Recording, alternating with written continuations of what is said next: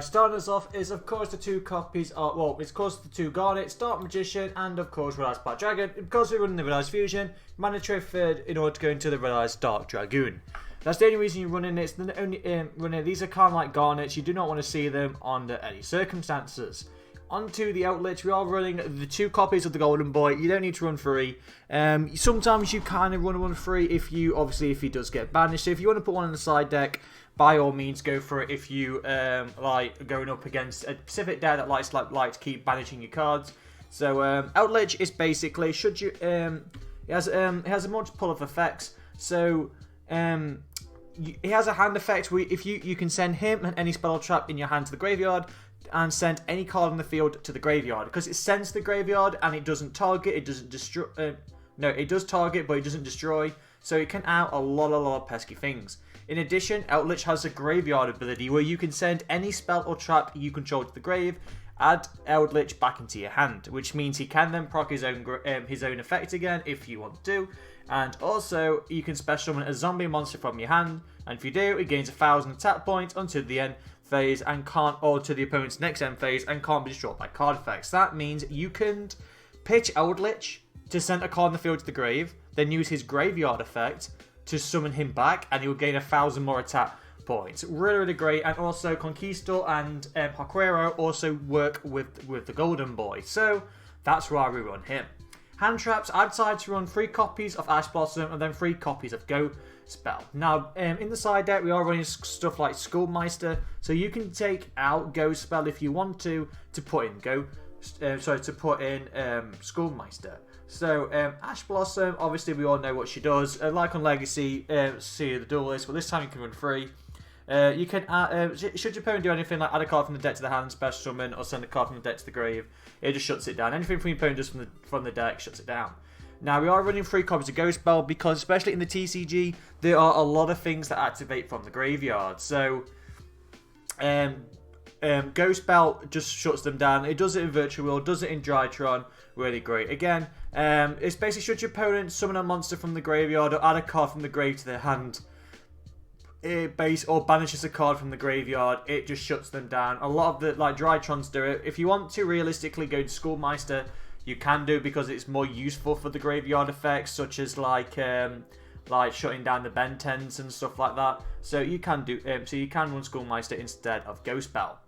Then for some Numerons, we are running 3 copies of the Numeron Wall. He is also a hand trap. If you could, so basically, if you control no cards, so going second is really great for this card, or even going first like Beta, Ash Blossom, stuff like that. You can send him from the hand or field to the graveyard to immediately activate Numeron Network. However, you cannot. It can be called by Ash Blossoms and all that stuff. And also, it does have an effect where when you take battle damage, you can special summon this card from your hand. So, and then he will end the battle phase. So it does have a multiple of effects, but the main effect is for Numeron Wall is to instantly get access to the Numeron Network. And that's it for the monsters, guys. Onto the spells. We are running 2 copies of Numeron Calling, simply because it is mandatory with the Numeron Network in order to go into the Numeron Gate Exceeds monsters in either to do an OTK or to go into Zexal. So for Numeron Calling, if you control Numeron Network and control Nova monsters, you can special summon up to 4 of the Numeron Exceeds monsters from your extra deck once each. And that's basically it. And also, you can only normal special summon 1 more time after you play Numeron Calling. So that means if you played Numeron Calling, summon out your 3 or 4 Exceeds monsters, you can then go into Zexal because that's 1 monster afterwards, and then that's it, you can't summon for the rest of the turn. However, just going into Numeron Calling is really great because Numeron Network can basically pitch Calling directly from the deck, so you don't have to hard draw Calling in order to activate its effect. If you do hard draw it, it's great because it's still a spell card, and which means you can send it to the graveyard with Eldlich to play its ability, or if it's like you've already got monsters on the field, you can just set Calling to use Eldlich's graveyard ability. So it's never a dead card, and it's really great to help with the OTKs. And then we're running 3 copies of Red Eyes Fusion. It's mandatory for the Red Eyes. We're doing this for basically to get out Dragoon. Dragoon's omni negate on legs, and this card lets us send Red Eyes, Black Dragon, and Dark Magician directly from the hand field or deck to the grave graveyard. So again, it doesn't really matter if you don't even draw any of your Garnets, you can still play Realized Fusion. And also, like I say, if you do play like Numeron Calling and gets, or like Numeron Network gets negated, you can just then play Realized Fusion, have a nice day, and you're good to go because of, and it just go off from there. We are running one copy of Terraforming because it basically adds, so it's just another way of adding Numeron Network to our hand in order to do the Numeron plays. Running that lone copy of Called by the Grave, it is limited to one in this one in the TCG. So yeah, it's at 1. It's basically to stop hand traps such as Ash Blossom and Ghost Bell. Yes, it can't stop Nibiru. Yes, it can't stop Gamma. It can stop Skullmeister, but it can't stop like every single hand trap. It can't stop Imperm. So Caught by the Grave, it does come in useful, but obviously this is more of a control deck. You don't, so it does really hinder when you're going up against like combo decks. And then we're running 3 copies of Cursed Outland. This card's really great because the only downside is about this card. You have to remember, which you'll see in some of the replays, because I keep forgetting. If Cursed Outland's in play, you cannot attack with monsters except for zombie monsters. Please bear that in mind because I keep forgetting. I normally play like Cursed Outland and then play Red Eyes Fusion, and I keep forgetting to summon to get rid of Cursed Outland with Eldlich. So yeah, it sometimes happens, boys. Basically, its effect is you get to pay 800 life points to add either Eldlich or a spell or trap with the words Golden Land in its name. So basically, Conquistador or Haquero. And it also has a grave effect where if it's sent to the graveyard, you can send a spell or trap or an Eldlich monster from your deck to the grave, which will then trigger their effects in the graveyard, and also it gets Eldlich in the grave, so you can play his grave ability to basically resummon himself to the field. Cursed Outland's a really great card because it's basically Ash bait, because your opponent doesn't really want to let you add really add any of the Golden Land cards because they're just so recursive, and they don't really want you to get access to Eldlich. 3 copies of Numeron Network, a really great field spell. Basically, you get to send 1 Numeron spell from your deck to the graveyard to activate that spell. So basically, if you play Numeron Network, you can just send Calling to the grave and play Calling's effect. That's basically what Numeron Network is. We have Numeron Wall and we have Terraforming to search it out. So we basically are running 7 cards to get access to the Numeron Network to help us either go for OTKs or to help us go into Zexal. So yeah, this is really great for turn 1 or turn 2 plays.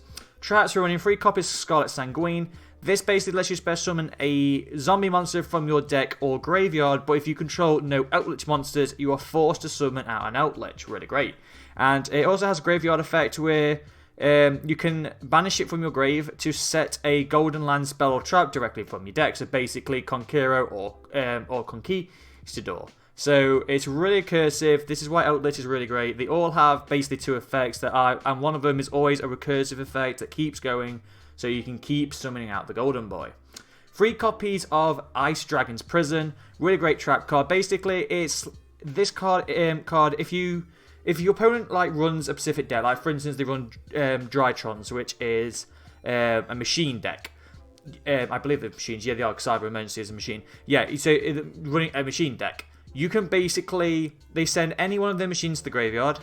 You can then play Ice Dragon's Prison to special summon one of their monsters to your side of the field, and then you banish it along with 1 monster your opponent has that has the same type. So most decks run the same type of monsters, like Virtual World or the same, Drytron or the same. So you can just basically banish 1 monster they have, you can basically banish 2 cards from your opponent, 1 from the grave, 1 from the field, and it's really, really great because it doesn't target and it doesn't destroy. It just flat out banishes. Then we're running 3 copies of Conquistador. These Conquistador and Haquero are both trap monsters. However, they have an additional effect if you control Eldlich the Golden Boy. So if you have Eldlich in play and you play Conquistador, you can target 1 face-up card in the field and destroy it. And if you play Haquero, you can banish 1 card in either player's graveyard. Really, really powerful synergy with Eldlich. And then they also have an effect where during the end, phase, you can banish them from the graveyard to set an elixir from your directly from your deck. So that means these two set Scarlet Sanguine, which summons out Eldlich, which then Scarlet Sanguine can banish itself to set Conquistador and Hakrero, which will then trigger their effects, which can then research out Scarlet Sanguine. It's a really recursive, and this is why Eldlich really works. And then finally, we're running 3 copies of Summon Strike. It's really great because there are this deck is designed to stop like combo decks, so it's really great to stop like Drytrons. It's stopped a good Virtual World. It's good even stopping Eldlich like mirror matches, so you can like stop the Golden Boy from triggering his ability. Really great. Great. And on to the extra deck, guys. Running the 1 copy of Dragoon. It's basically a walking omni negate on legs that cannot be destroyed by card effects and can't be targeted by card effects.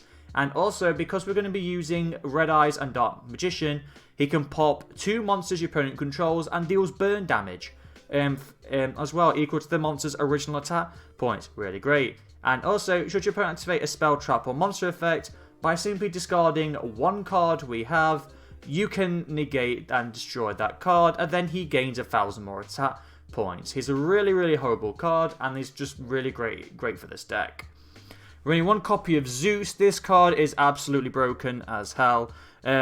Zeus, you can basically summon him by using any Xyz monster that's already battled, and as a quick effect, you can attach 2 materials from Zeus to send all other cards in the field to the grave. Doesn't target, doesn't destroy, just sends them all to the grave, so he basically outs every little thing. And that effect isn't once per turn, so really broken. So you're basically going to summon this off Pleiades. You can't really play its effect off the Numeron Gates because you'd only have one Xyz material, so that means you can't play Zeus's ability. We are using Pleiades because Conquistador and Hakrero are both level 5, so if you get them both on the field, which is really easy to do, you can go into Pleiades, which is, as a quick effect, you can target 1 card in the field, bounce it back into the hand. Really great card.